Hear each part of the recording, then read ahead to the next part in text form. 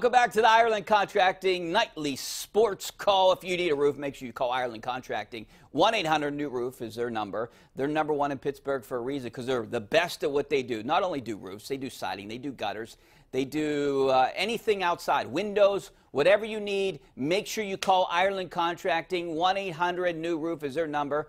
Right now, you can call us on the Borders and Borders hotline at 412-575-2600. By the way, the official drink of the orange Red Bull, tangerine Red Bull. I can't go a night without it when I do this show. So give me a call tonight, 412-575-2600. By the way, Pitt won tonight. They beat up on Virginia Tech today. It was a huge win for the Panthers. All they need is one more win against Wake Forest or Miami. They should beat Wake Forest, although Wake Forest is coming off an upset against NC State. But they did it on the ground again. Kenny Pickett did have a couple touchdowns, but they did it on the ground. 492 yards rushing for this team, and 421 of it by Quadri Olison and Darren Hall. Olison up over 1,000 yards this year, 235 yards rushing. Who needs Le'Veon Bell when you got Quadri Olison and Darren Hall? All right, and James Conner. Let's go out to the phone lines. We're going to go out to Kirk. Captain Kirk out in Harmer. What's up, Kirk? Hi, how you doing, big guy? Good, thanks for calling, man. Hey, thank you for putting me on. Hey, listen, I got this type of brain, the way it works, it forbids me to partake in fantasy. If you think that James Conner is capable of playing all 23 games, I got a bridge that you might be interested in. They call it the Roberto Clemente bridge, but it's really mine. I don't see him be able to do that. The way he is running phenomenally. He can't keep this pace up for 23 How do you know? games. Why can't he? It's been done before. I mean, the only thing that you got, the only stats that you have to back you up is the fact that James Conner has been hurt a few times from college until now, and his season ended early last year. But right now, if he doesn't get injured, I don't see anyone stopping this guy. I think he's going to put up bigger numbers than Le'Veon Bell. It doesn't matter. I mean, look at the way other running backs have run over the years. I mean, Jerome Bettis, that guy never got hurt. At this clip, it seems to me he's going to get hurt. But listen, I don't blame Le'Veon Bell, not one single iota. I blame 100% of this debacle on Art Rooney. All on him. It's all on him. Seriously. You can't. The cumulative wealth of the owners of the Steelers is well I blame him. I mean, he got offered the richest contract in running back history. How do you not sign it? Pay him more. Because why? You obviously don't need him. Why would you pay him more? James Conner has proved that you don't need this guy. I can't operate in fantasy. You're going to need him. James Conner is not going to be able to play. You could use him, but I don't think you need him.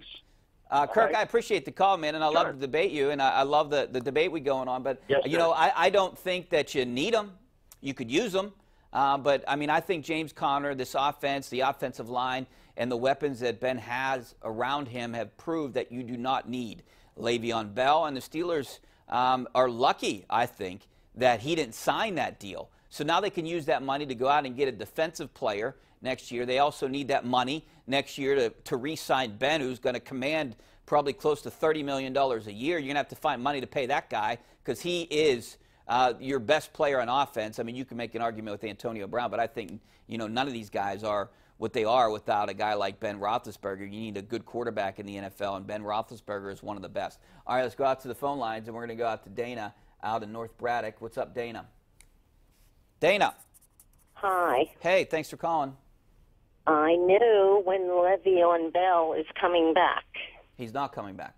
When he can pass a drug test. You know, he wouldn't even have to take the drug test. It would just be a random kind of thing right now. So, why? You know, those are administered during the off season. So, you know, it would be a random kind of thing if he did come back. But right now, I mean, the reports out there, and we've gotten a lot of information, guys, reporters, that he's not going to report by Tuesday. It's deadline. Right. So he can't play the rest of the season. I think he picked another profession already, and he don't seem to be serious about football, or he would have stayed in football. Dana, I appreciate the call. I don't know if any other profession is going to pay him what he's making in football because he's really not that good of a rapper, so I don't think he's going to sell millions and millions of dollars of records. All right, let's go out to the phone lines. We're going to go out to Mike out in Oakland. What's up, Mike? Richie, what's up, my friend? How you doing? Good. Thanks for calling, buddy. Listen, a couple things. I want to try to get it all in because I know you have a lot of callers. But briefly about Le'Veon. I mean, obviously, if he's out of shape and he's trying to prove his worth to the other teams to get a big contract, I mean, that's, I would assume, a big reason why he wouldn't come back on Tuesday. I know he'd get a few more million that he didn't get. But still, if he's out of shape and he's not going to play as much, I mean, and with all the drama, why on earth would he come back? And then he's expecting the owners of some other teams to pay him much more guaranteed money. I mean, in his probably his best solution is to get in shape in the off season, get with a trainer, work his tail off to get in shape, and then try to find the two owners that would, buck the trend and sign him. That's obviously why he's not coming in. I can't agree with you more. I've been saying that for the last few weeks. I said it earlier in the show, Mike, and there's too much risk if I'm Le'Veon Bell to come back now, and you risk getting injured, you risk being out of shape, you risk the perception that you're out of shape, you risk the perception that you're a backup running back.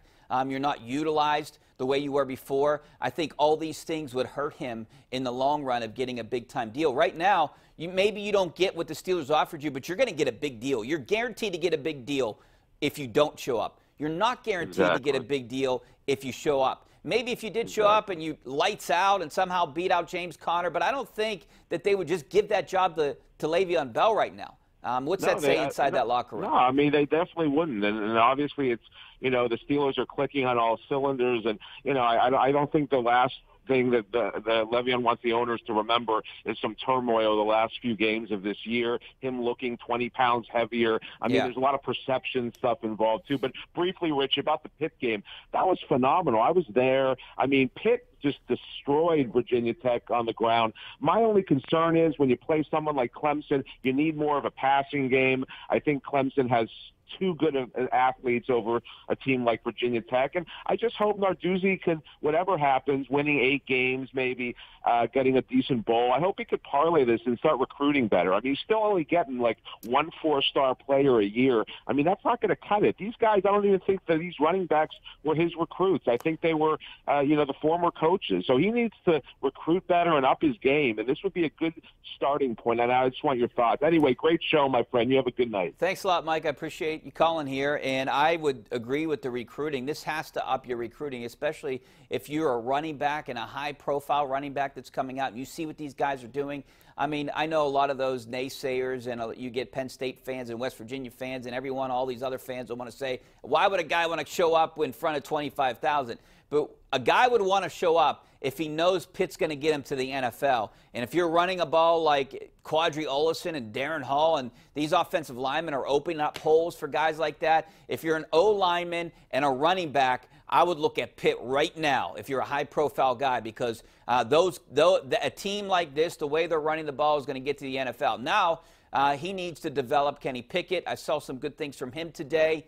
And, he's going to start connecting with guys down the field, and he did with that with French, Tazier Mack. That guy made an incredible catch today, and I think guys like him and Lopes, I think they're going to be okay. You're right. You can't beat Clemson if you're one-dimensional. Too many good athletes over there, but right now you can get through Wake Forest and possibly by Miami with the way you're playing right now, and if you develop that passing attack where it can keep them on their feet, I'm not going to say that they're going to upset Clemson because, to be honest with you, I would expect even right now Pitt would be a 3-touchdown underdog.